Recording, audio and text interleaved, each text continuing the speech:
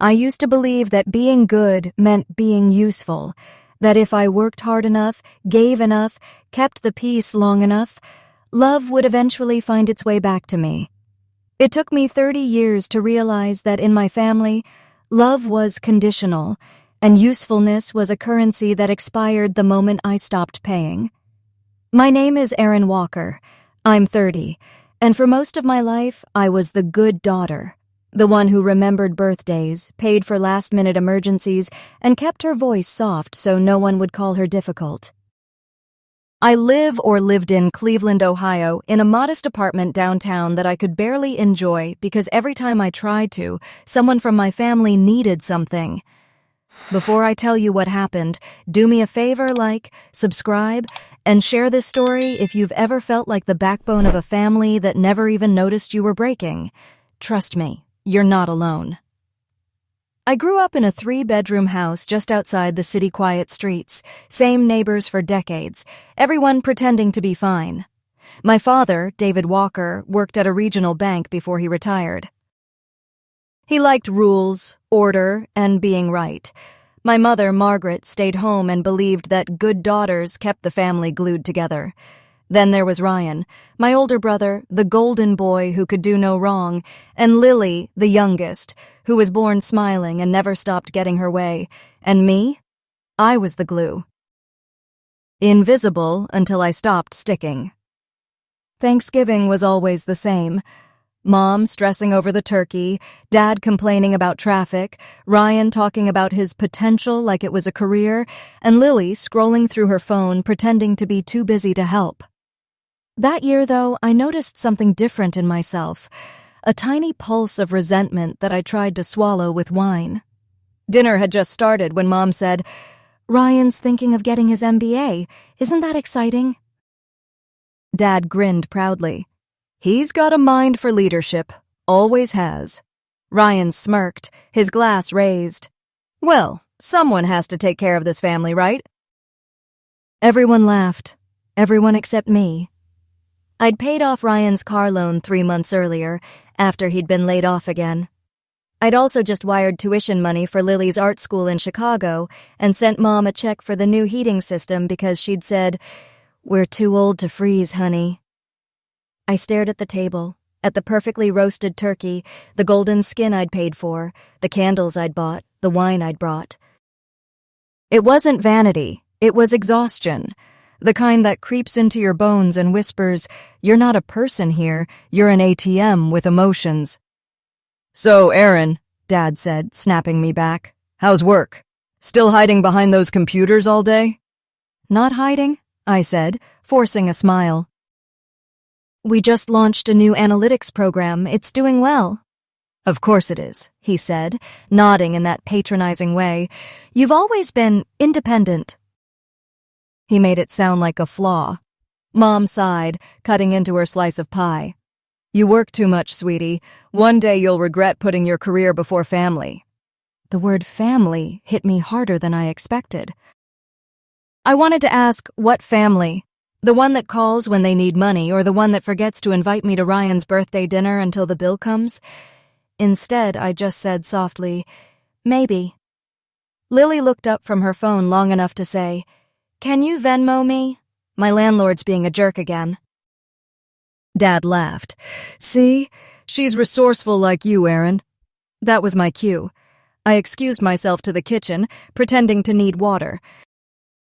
My hands trembled as I turned on the tap. The running water drowned out the laughter from the dining room, the same laughter that had always made me feel like an outsider in my own home. When I came back, Ryan was making a toast. "To family," he said. "The people who always come through when it matters." Everyone clinked glasses. No one looked at me. That night, after they all left, I stayed to help Mom clean up. She hummed softly as she scraped plates into the trash. "You know, your father worries about you." "About me?" I asked. "About how alone you are," she said gently. "You have the job, the apartment, the money, but where's your heart, Erin?" I swallowed hard. "My heart's been on this table for years," I wanted to say. "You just never noticed." Instead, I said, Maybe I left it at the office. Mom chuckled, missing the edge in my voice. Well, maybe next year you'll bring someone home. A good man would balance you out. Balance. That was her favorite word, as if the only way a woman could be complete was by tipping herself towards someone else. When I drove home that night, the snow had started falling. The roads glistened under the streetlights, slick and quiet. I rolled down the window just enough to let the cold hit my face. It helped me stay awake and feel something real.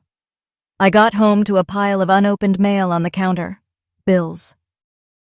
Receipts. A thank you card from Lily that only said THX.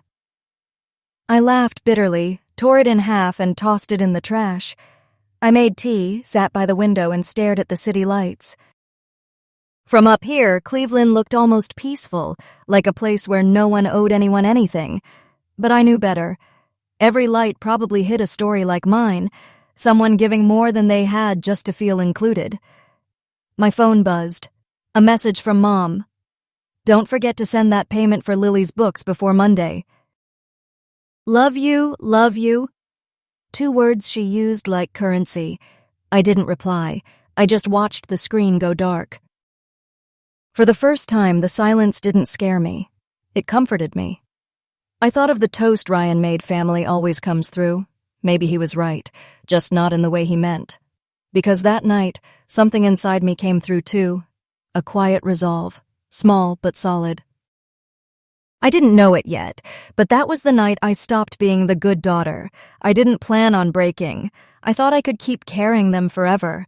Their expectations, their debts, their silence, like I always had. But sometimes it isn't one big blow that cracks you open. It's a whisper. It was a Tuesday night in January, cold enough that the windows of my apartment were fogged over. I had just finished reviewing a client portfolio for a West Coast firm when my phone buzzed. Dad. A voicemail. He didn't usually leave messages. He preferred short, clipped texts. Call me. Need to talk. Money for Lily. So when I saw the little red icon, I felt something twist in my stomach. I let it play. His voice came through, low and sharp. All you do is take, Erin. You've never given this family anything worth remembering. If you had any pride, you'd stop acting like we owe you something and just leave. There was a pause, the kind of silence that's worse than yelling. Then the click of him hanging up. I stood there, staring at the phone, waiting for the part where he'd call back, say it was a mistake. But he didn't. I replayed the message twice. Not because I didn't understand it, but because I needed to make sure the words were real. Each time they cut a little deeper.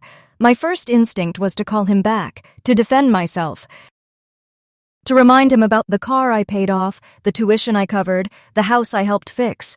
But something in me froze. What was I trying to prove? To a man who never listened? Instead, I walked to the window. The city lights blurred in the condensation, Cleveland glowing dull and distant. Somewhere out there, people were winding down from their day, cooking dinner, watching TV, loving each other in small, ordinary ways. And there I was, the family's so-called success story, feeling like I'd failed at the only thing I'd ever wanted, belonging. I made tea, but it went cold in my hands. The apartment felt bigger than usual, hollow. My own footsteps echoed against the hardwood floor. That's when the thought came. Quiet but undeniable. What if I just left? Not for a few days. Not the usual escape where I still checked my email every hour. I meant really left. I opened my laptop, logged into my bank accounts, and looked at every recurring payment tied to my family. Mortgage assistance, tuition transfers, utilities, grocery credits. The list was longer than I remembered. It hit me that I had built an entire ecosystem for them, and I was the only one funding it. Without me, their world would stop spinning. So I stopped it. I paused every transfer. Every auto payment. It took less than 10 minutes to unhook myself from years of obligation. The quiet that followed was deafening, but clean. By midnight, I had made another decision. I typed Denver, Colorado into the flight search bar. I'd always wanted to see the mountains, a one-way ticket, 7 a.m. departure. I didn't pack much. A week's worth of clothes, my laptop, my journal. Before zipping my suitcase, I hesitated at the doorway of my apartment. My phone was still on the counter, screen dark. If they called, I wouldn't answer. For once, I wanted to know who I was when no one needed me. The next morning, the sky was the color of unpolished steel. The airport was half empty, the kind of quiet that makes you feel invisible. I ordered black coffee and sat by the window, watching planes take off, tiny silver birds slicing through gray. I thought about Mom's words from Thanksgiving. You'll regret putting your career before family. Maybe she was right, but not for the reasons she thought. I didn't regret choosing my career. I regretted believing that being useful made me loved. The plane lifted off, and Cleveland shrank beneath me, grids of frozen streets, rooftops dusted white. I didn't cry. I thought I would, but there was nothing left to spill. Somewhere over the Midwest, I fell asleep. When I woke up, sunlight bounced off clouds like spilled milk. The pilot said we were descending into Denver. As the wheels touched the ground, I felt something I hadn't felt in years, stillness. Not happiness, not yet, just stillness. I checked my phone out of habit. No new messages. No, where are you? No, we're worried. Just silence. That night, I sat in a small Airbnb near Capitol Hill, looking out at the mountains in the distance. The air felt sharper here, like every breath scraped something loose inside me. Part of me kept expecting someone to call, to realize I was gone. But 3 days passed. Then 5. A week. Nothing. On the 8th day, my phone finally rang. Lily. I stared at her name for a full minute before answering. Hey, sis, she said, voice sweet and shaky. So, I logged into the school portal and, my tuition didn't go through this month. Did something happen with the account? I closed my eyes. There it was. Not, how are you, or, we miss you. Just money. Yeah, I said quietly. Something happened. What kind of something? She asked, trying to sound casual. I decided to stop paying, I said. There was silence on the line. Then a forced laugh. Wait, what? Is this a joke? No, I said. You said I never gave this family anything. I'm finally proving you right. I hung up before she could answer. Within an hour, my phone blew up. Mom, Dad, Ryan, missed calls, voicemails, messages that started polite and ended furious. Dad's voice again. Whatever stunt this is, it isn't funny. Your sister's future is on the line. Mom's text. We don't understand what's gotten into you. Please be reasonable. Ryan's, you're being dramatic. Grow up. I didn't reply to any of them. I just set the phone face down and stepped out onto the balcony. The Denver night was cold but vast, full of stars you could never see back home. The air smelled of pine and snow, clean in a way that almost hurt. For the first time, I realized I wasn't waiting for them to understand me anymore. I was waiting to understand myself. I looked at the mountains, dark silhouettes against a silver sky, and whispered to no one, I'm not coming back. And deep down, I knew I meant it. The first thing I noticed about Denver was the air. Thinner, sharper, as if the sky had been scrubbed clean. My lungs burned with every inhale, but it was a good kind of pain. After years of suffocating and obligations, it felt almost like breathing for the first time. I'd rented a small Airbnb in Capitol Hill, an old brick building with creaky floors, and a balcony barely big enough for one chair. It overlooked the city lights on one side and the faint shadow of the Rocky Mountains on the other. From the moment I unlocked the door, the silence wrapped around me like a blanket I didn't know I needed. No buzzing phone. No urgent texts.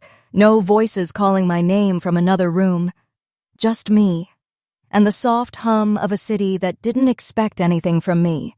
For the first 2 days, I didn't do much. I walked to a nearby cafe that smelled like roasted hazelnuts and cinnamon, ordered black coffee, and sat by the window pretending to read. I watched strangers move through their day, couples arguing over croissants, students typing away at laptops, an old man reading the paper with his dog at his feet. Nobody knew me. Nobody needed me. That anonymity felt holy. By the third day, the silence started to feel strange, like a guest who'd stayed too long. I caught myself reaching for my phone, half expecting a message from Mom saying, "We miss you." There wasn't one. There never would be. Instead, there were 12 missed calls, 4 voicemails, and a handful of texts that ranged from guilt to anger. I didn't listen to any of them. I just deleted them all at once, watched the notification count drop to 0, and felt something inside me unclench. That night, I journaled. I hadn't done that in years, not since college, when writing used to help me understand myself. The first line came easily. I've been quiet for so long that my own thoughts sound foreign. I wrote for hours, pouring out everything I hadn't said, the resentment, the exhaustion, the shame of always being the dependable one. It was messy, raw, but it was mine. On the 5th day, I woke up before sunrise and decided to drive west. The road out of Denver curved through golden hills and open stretches of sky that made me feel small in the best way. I ended up in Boulder, a town I'd only seen in travel blogs. There was a trail there, Chautauqua, I think it was called. I didn't plan on hiking, but something pulled me toward it. Maybe it was the stillness of the air, or the way the first light touched the mountain peaks like a quiet blessing. I hiked for an hour, my boots crunching against frozen dirt. The higher I climbed, the smaller the city looked behind me, just a smear of gray against a sea of white. I stopped near the overlook, my breath visible in the cold, and laughed. Not a bitter laugh this time, a real one, loud enough to startle a few birds from a nearby tree. It echoed back at me, pure and free. For the first time in my life, there was no one around to tell me to keep my voice down. When I got back to the Airbnb, I found an email waiting for me from my mother. The subject line read, "We need you to come home." No hi, no how are you, just a long block of text. I don't know what's gotten into you, Erin. Your father is furious. You've changed. We've done so much for you, and this is how you repay us? Family doesn't abandon family. That last line stung, not because it was true, but because it wasn't. I stared at the words until they blurred. Family doesn't abandon family, except they did every time they forgot my birthday, every time they mocked my job, every time they took my money without a thank you. They didn't call it abandonment, they called it tradition. I didn't reply. Instead, I forwarded the email to Daniel Price, my lawyer and an old college friend, one of the few people who'd ever treated me like I mattered without needing anything in return. Within minutes, he called, "Erin, you okay?" "Define okay," I said. He chuckled softly. "Fair enough. What's going on?" "I need to make some changes," I said. "Remember that education fund I set up for Lily?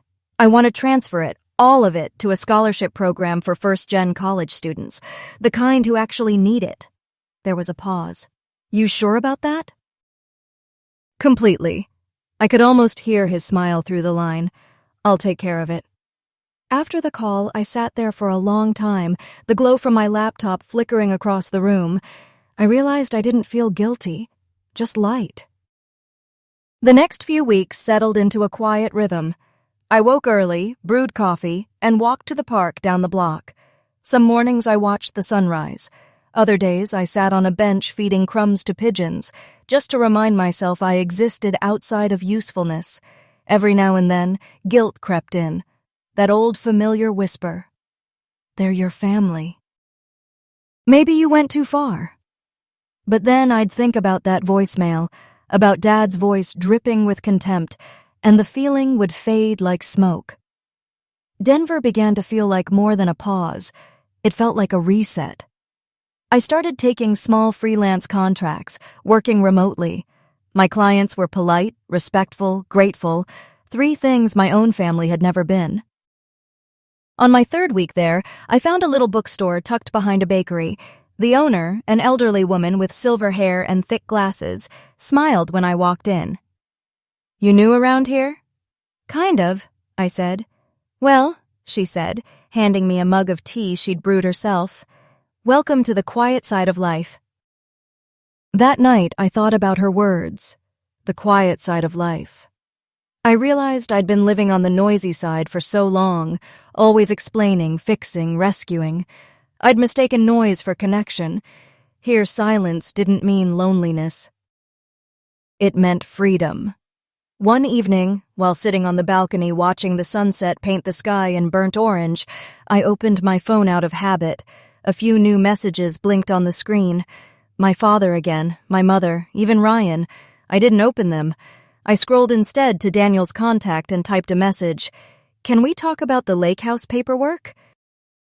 Because I'd just remembered something, a promise my parents had made when I paid for the renovations, that it would be a shared family investment.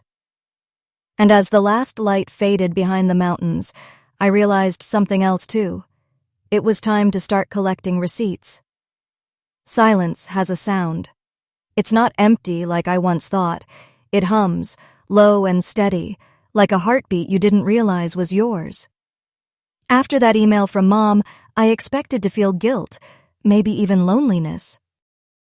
Instead, what I felt was stillness, a fragile, quiet calm that filled the cracks where their voices used to echo. It had been 3 weeks since I'd arrived in Denver. The snow had melted into soft gray slush, the kind that leaves footprints too quickly erased. I'd settled into a rhythm, coffee at the same cafe every morning, a short walk through Cheeseman Park, then hours spent working remotely from my kitchen table. My life had become small, deliberate, and finally mine. I didn't hear from Daniel again until Thursday morning. His voice came through the phone, smooth and calm as always. "Erin, the scholarship transfer's done. The funds will start next semester. You sure you don't want your name attached to it?" "No," I said, pouring myself coffee. "Anonymous is better. It's not about credit." He paused. "You know, most people would have just cut their sister off and called it revenge." I smiled faintly. Maybe I'm just tired of revenge that never ends. I wanted something clean. "You always did like tidy endings," he said softly. We chatted for a few more minutes about logistics. When we hung up, I stood by the window, the phone still in my hand. Outside, the mountains glowed gold in the early sun. It felt symbolic somehow, like even the horizon was telling me I'd made the right choice. That night, though, sleep wouldn't come. My mind kept looping back to his words, revenge that never ends. Was that what my family had become? A lifelong loop of giving and taking, guilt and silence? I opened my journal again. The first pages had been chaos, full of rage and grief, but now the handwriting had steadied. I wrote, "Peace isn't the absence of noise. It's the decision to stop listening to the wrong people." The next morning, I woke before dawn. I didn't plan it, it just happened. I made coffee, packed my camera, and drove out toward the mountains again. This time, I didn't stop in Boulder. I kept driving until the highway turned into winding roads lined with pines and frozen streams. I parked near a lookout where the air was thin and sharp enough to sting. For a long while, I just stood there, the wind cutting across my face, the quiet pressing in on every side. It wasn't peaceful in the soft, comforting way I imagined. It was raw, unforgiving, real. I whispered to myself, so this is what freedom feels like. It didn't feel like victory. It felt like standing on the edge of something vast, terrifying, but necessary. When I got back to the city that evening, my phone had blown up again. 20 new messages, 2 voicemails. A few came from unknown numbers. I ignored most of them until I saw one from Ryan. Curiosity won. I played it. "Erin, you need to call Dad. He's furious. He says you're being dramatic. Mom's crying all the time. This isn't you. You've always been the strong one. Fix this before it goes too far." I laughed quietly. The strong one. That's what they always said when they wanted me to clean up their mess. I didn't reply, but I didn't delete it either. I wanted to remember how manipulation sounded, how care could masquerade as control. That night I took a long bath, the kind that leaves your skin pruned and your heart soft. I played old jazz records from my laptop, the scratchy kind that fills a room like candlelight. For the first time in years, I didn't check my phone before bed. Days passed. The silence stretched, but instead of feeling hollow, it became a kind of melody. I started to fill it with things that made sense to me: morning hikes, sketching by the window, small freelance projects for companies that actually said, "Thank you." A few evenings later, as I walked home from the cafe, I saw a small flyer posted on a bulletin board: Mindfulness Workshop, Healing Through Stillness. Normally, I'd roll my eyes at something like that, but something about the phrase healing through stillness stuck. Maybe I was ready to learn how. The workshop was held in a community center, a modest space that smelled faintly of sandalwood. About 10 people sat on yoga mats in a circle. The instructor, a woman in her 50s with calm gray eyes, began with a simple question. When was the last time you allowed yourself to do nothing? The group laughed nervously. I didn't. When it was my turn to speak, I hesitated before saying, "A few weeks ago, it wasn't a choice at first, but now I think it is." She smiled like she understood more than I'd said. Then maybe silence isn't empty for you anymore. I didn't cry, not there. But on the drive home, I did. Quiet tears that came without warning, tears that didn't belong to sadness anymore, but to release. That night, I made another decision. I opened my laptop and searched my files until I found the folder labeled Family Investments. Years' worth of transactions, wire transfers, repair invoices, all proof of how much I'd given. And there, buried among them, was the document Daniel had helped me draft years ago. The trust deed for the lake house. My name was on it. Legally. For years I'd let them use it, host holidays there, brag about our family retreat. But the truth was simple. It was mine. I'd paid every cent, and yet they'd managed to make me feel guilty for it. I called Daniel again the next morning. "Hey," he answered, half asleep. "Sorry to wake you," I said. "I need to know if my name's still active on the lake house deed." "It should be," he said, shuffling papers. "Hold on. Yeah, here it is. You're the sole owner. Why?" "I'm thinking about selling it," he whistled. "That'll go over well." I smiled to myself. It's not about going over well anymore. When we hung up, I sat on the edge of the bed, the morning light pooling across the sheets. I realized I didn't feel angry. I didn't even feel vengeful. I just felt ready. The silence had done its job. It had stripped away the noise, the excuses, the guilt. What was left was clarity. I closed my eyes and thought about the next step returning home, not to reconcile, but to end the story properly, to collect what was mine and leave the rest behind. Outside, a thin layer of snow began to fall again, soft as ash. Denver looked peaceful beneath it, unbothered by my decisions, untouched by my past. I whispered into the quiet, "You said I never gave this family anything." So maybe it's time I give them what they always wanted, distance. And in that moment, for the first time since I could remember, I wasn't scared of being alone. I was finally free enough to be silent. The snow in Denver had barely started to melt when I booked my flight back to Cleveland. It wasn't a decision made in anger or nostalgia, it was precision. Like closing a file you've already read too many times, Daniel called the night before I left. "You're sure about this?" "I need to see it for myself," I said. "End it properly." He exhaled. "You don't owe them an explanation." "I know," I whispered. "But I owe myself closure." That was the truth. I wasn't returning as the daughter who fixed everything. I was returning as the woman who finally understood she didn't have to. The flight was early, the kind of quiet where even the engines seemed respectful. I watched the mountains fade beneath the clouds and thought of all the times I'd imagined leaving home. Back then, escape had always felt like betrayal. Now going back felt like reclaiming something. When the plane landed, Cleveland looked the same gray sky, flat streets, houses that leaned slightly from years of snow and neglect. I rented a small black SUV and started the 2-hour drive east toward Geneva on the lake, where the lake house waited. That place had once been my dream project. I'd paid for every renovation, the cedar deck, the skylights, even the stone fireplace my father insisted was too modern. They called it our family retreat. They just forgot who built it.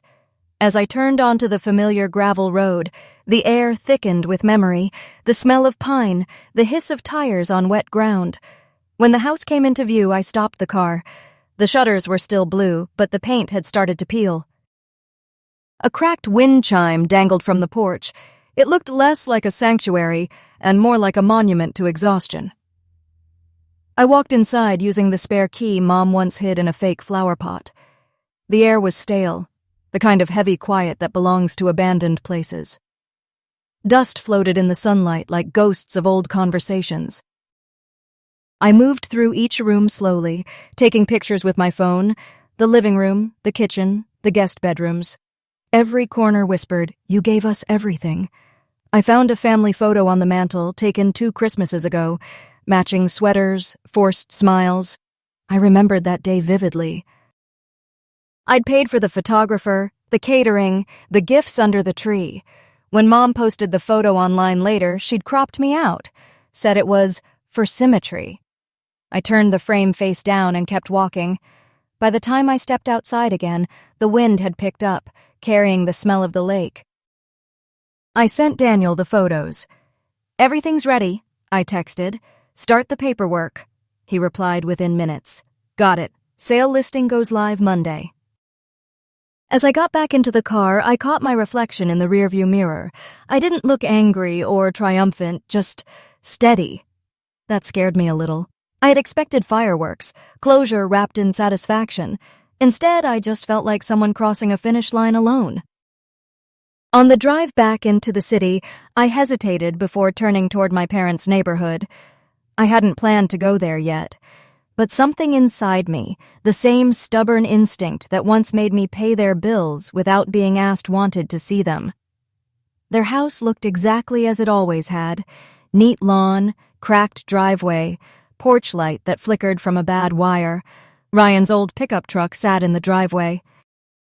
I wondered if he'd moved back in after losing his job. I parked across the street, my hands gripping the steering wheel so tightly they hurt. I told myself I'd just look. But curiosity is its own kind of gravity. I walked up the front steps and paused.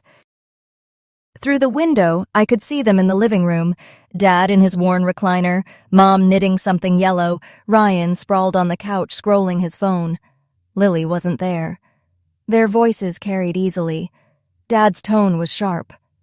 "She thinks she can just sell the place?" "That house is family property."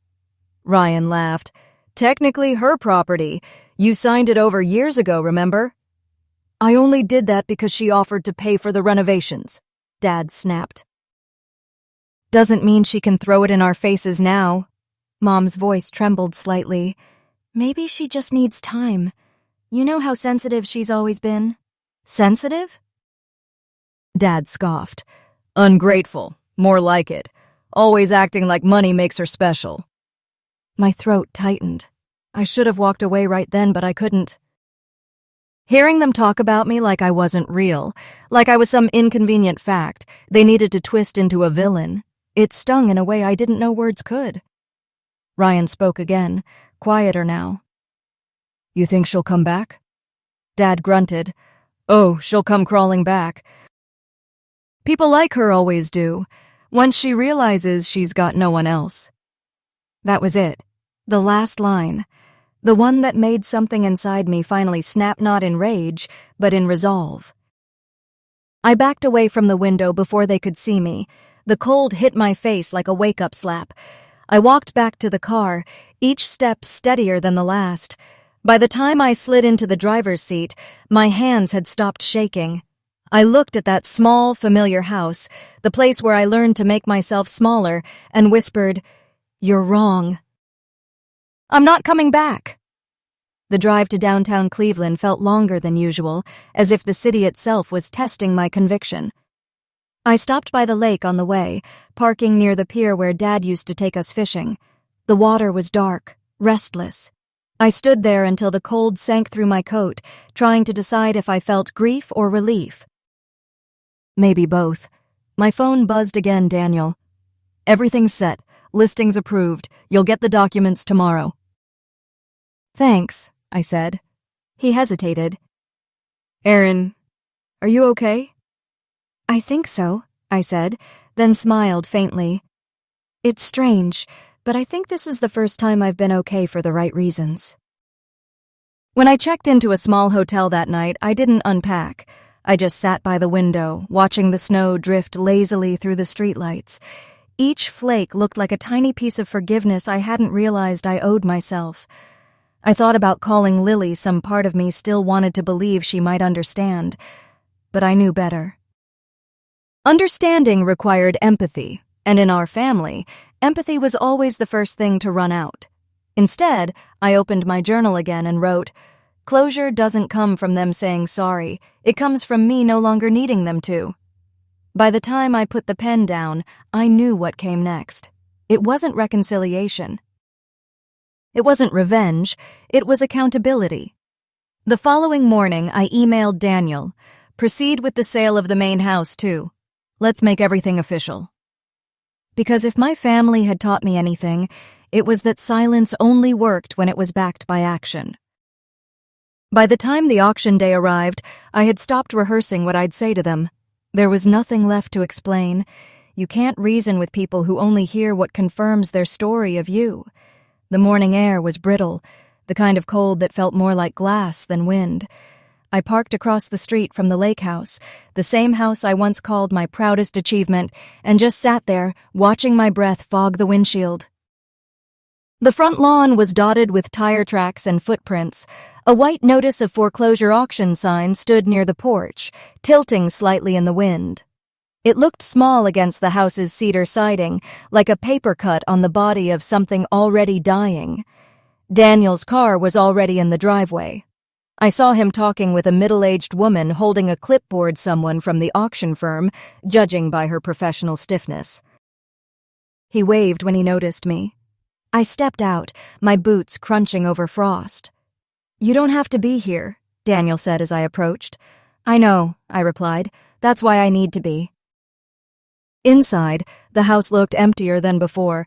The furniture was gone, the walls stripped bare. Only echoes remained. My footsteps trailed behind me as I walked through the living room one last time. I stopped by the fireplace, the one I paid for, the one Dad had called too modern, and ran my hand along the cold stone. "Looks better this way," I murmured. "No one pretending it's home." Daniel joined me quietly. "Are you sure you're ready for them?" "I don't think you ever get ready for your own family," I said. "You just survive them." He nodded, slipping a folded document from his briefcase. "They've been calling me nonstop this week. Threats, guilt trips, you name it, I didn't respond." "Good," I said. "Let the silence do the talking." We didn't have to wait long. A dark Chevy Impala pulled up fast, tires screeching against gravel. My father stepped out first, coat half-buttoned, jaw tight. Mom followed, her hair wind-blown and face pale. Ryan came last, looming behind them like backup muscle. They spotted me instantly. Dad's voice cut through the cold. "Erin!" "We need to talk. Now." I didn't move. I just watched them cross the yard toward me. 3 people I'd once built my world around, now strangers trespassing on it. He stopped a few feet away, anger and something like disbelief fighting for space in his expression. "You're really doing this?" he said, his voice shaking with restrained rage. "You're going to humiliate your own family in front of the entire town." "This isn't humiliation," I said evenly. "It's accountability." Mom's eyes were wet. Please, Erin, we made mistakes, but selling the house, our memories, how could you? Our memories? I asked softly. You mean the ones where I paid every bill while you pretended it was your generosity? Or the ones where you cropped me out of the family photo because I didn't fit the color palette? She looked down. That's not fair. Neither is rewriting history, I said. Ryan stepped forward, trying to play peacemaker but sounding more like a lawyer who hadn't done his homework. This is ridiculous. You wouldn't even have this house without Dad's connections. You think money makes you better than us? I smiled faintly. No, Ryan, I think integrity does. That's why you wouldn't understand. His face darkened. You've lost it. Maybe, I said. Or maybe I just stopped losing myself to you. The auctioneer's voice echoed from the doorway. We'll begin in 10 minutes. Dad turned to Daniel, pointing an accusatory finger. You're enabling this nonsense. You know she's unstable. Daniel didn't flinch. I know she's the legal owner. And she's entirely within her rights. Dad's jaw tightened. You don't talk to me like that. I built this family. No, I said quietly. You built a system that only worked as long as I stayed small. The words hung in the air like smoke.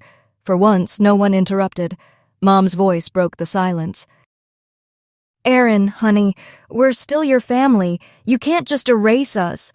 I'm not erasing anyone, I said. I'm just stopping the cycle where I fund everyone else's comfort at the cost of my sanity. Her lips trembled. You don't mean that. I met her eyes. I've never meant anything more. Ryan's phone buzzed in his hand. He glanced at it, muttered something under his breath, then looked up with a sneer. You're making a mistake. Everyone's going to know you sold out your own blood. Good, I said. Maybe then they'll stop asking me for favors. Dad's composure cracked. You ungrateful little... I raised a hand. Don't finish that sentence. Not here. Not anymore. For a heartbeat, no one spoke. The wind whistled through the trees, carrying the faint sound of water from the lake. Somewhere in the distance, a seagull cried out. The auction began. A few bidders stood by the porch steps, murmuring quietly as the woman with the clipboard read out property details. I barely listened. My eyes stayed on my parents, on the way Dad's shoulders stiffened, on the way Mom gripped his arm as if holding him back from something inevitable. When the final bid was called, sold. The sound hit me like the closing of a door I'd been too afraid to shut. A retired couple from out of town had bought it. They smiled politely, not knowing they'd just purchased the remains of a family's illusion. Daniel handed me the final paperwork. My signature felt lighter than I expected, almost detached, like I was signing away someone else's past. Mom sobbed quietly. Ryan muttered a curse and turned away, but Dad just stood there staring at me. For the first time in my life, he looked small, not because of his posture, but because the pedestal he'd built for himself had finally crumbled. You really think this makes you free? He asked. I met his gaze. It doesn't make me free. It makes me honest. He shook his head, disgusted. You'll regret this, Erin. Blood's thicker than pride. Maybe, I said, but peace is thicker than both. I turned to Daniel. Let's go. As we walked toward the car, Mom called after me. Where are you going to go? I paused at the door, looking back one last time. Anywhere that isn't here. We drove in silence for a few minutes, the road winding along the edge of the frozen lake.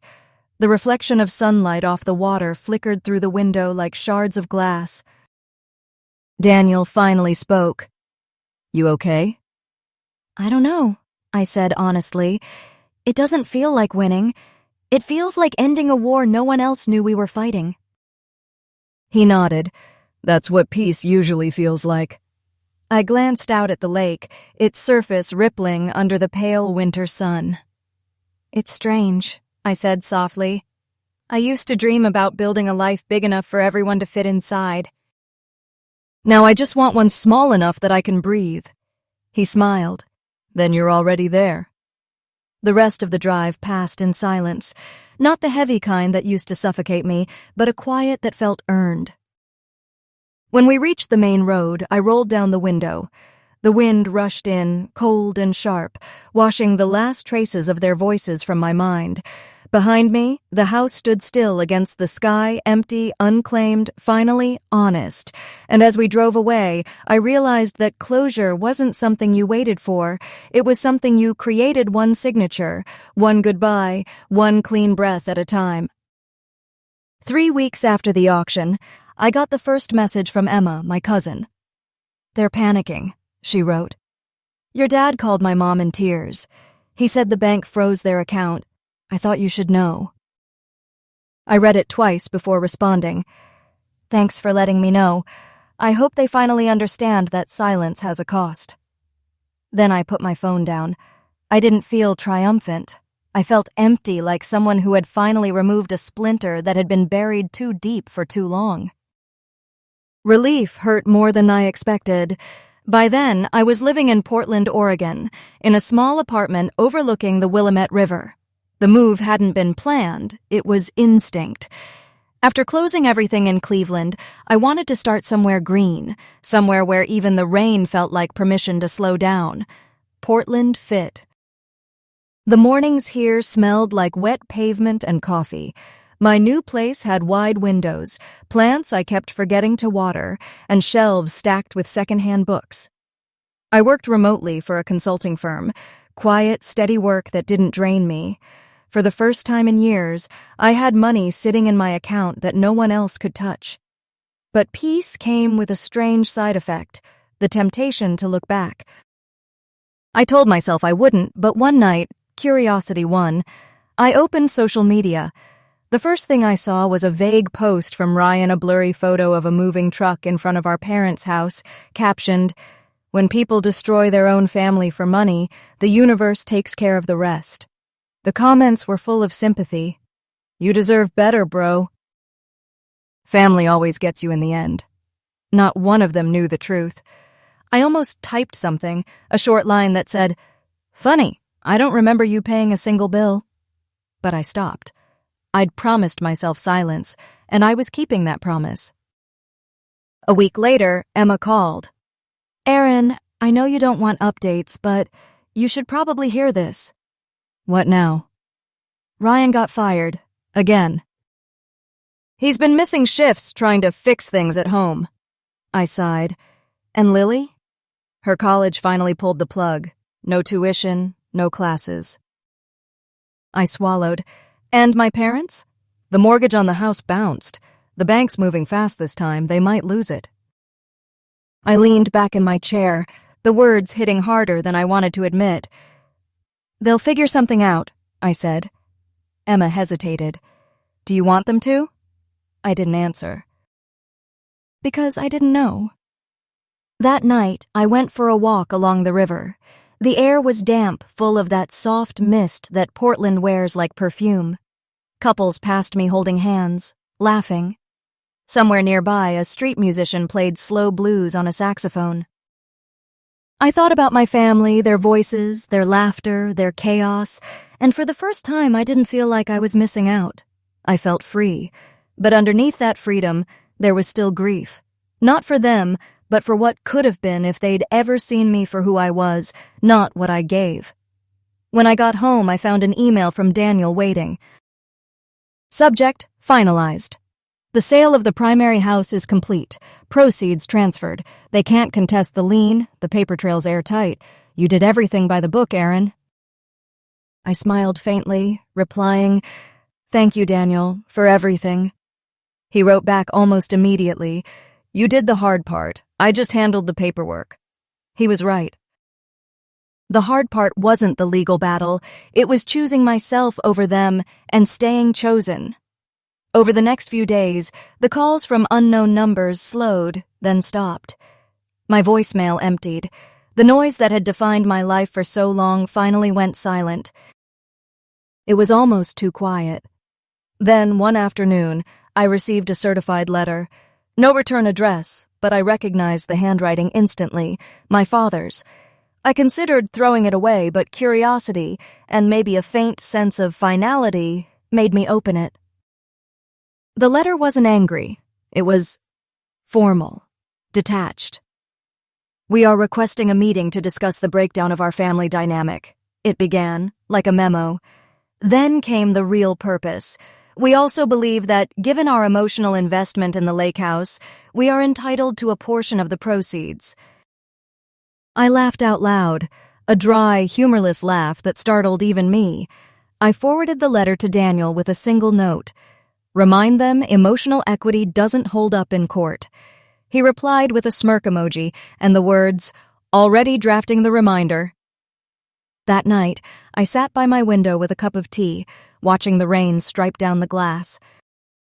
Somewhere inside, I felt a shift, a subtle loosening, like my body finally believed what my mind already knew.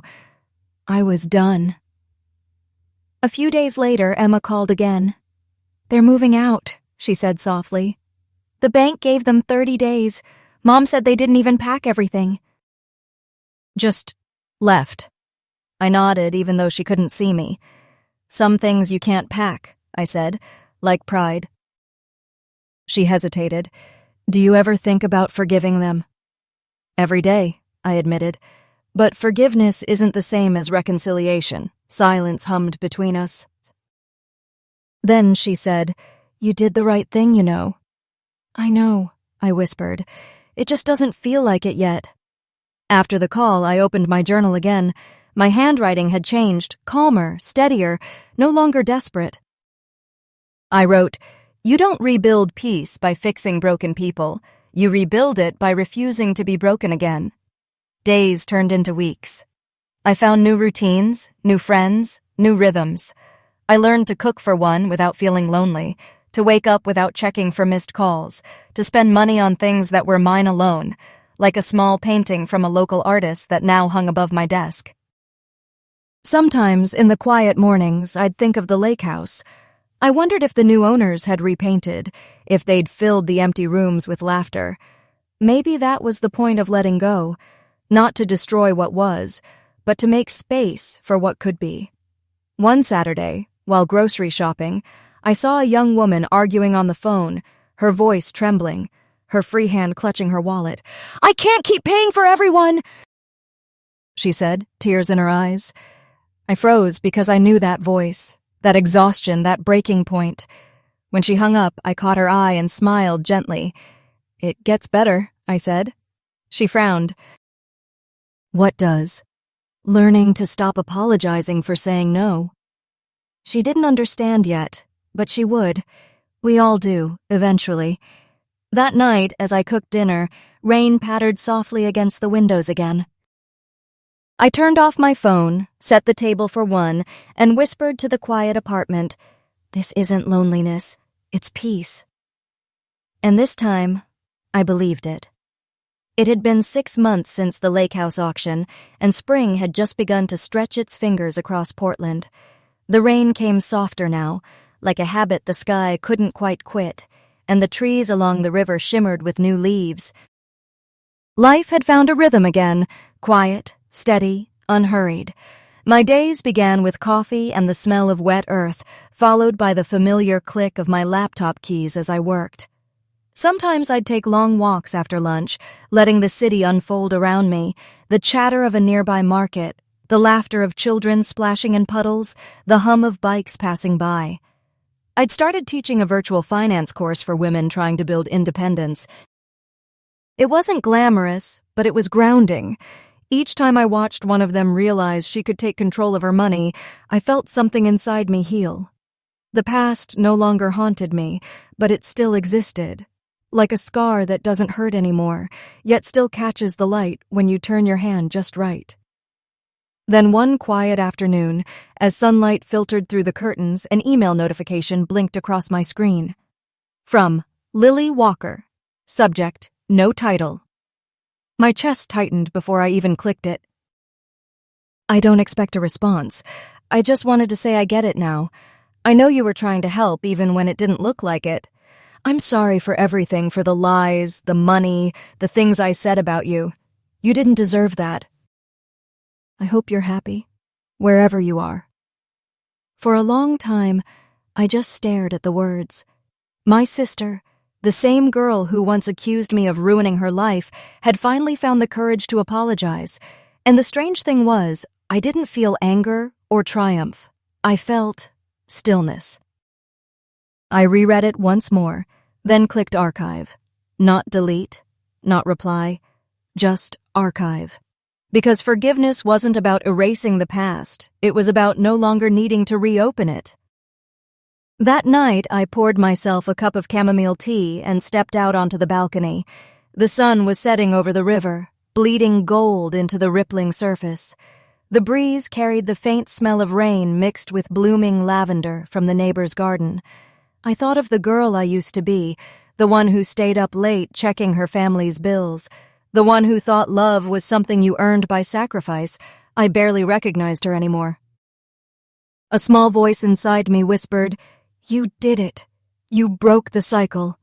I smiled, letting the truth settle deep into my chest. A soft knock broke my thoughts. It was Daniel on video call, holding up a glass of whiskey with that half smirk I'd come to appreciate.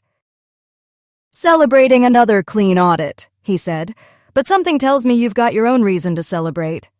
I laughed. "Maybe I do. Lily emailed." "Oh?" He raised an eyebrow.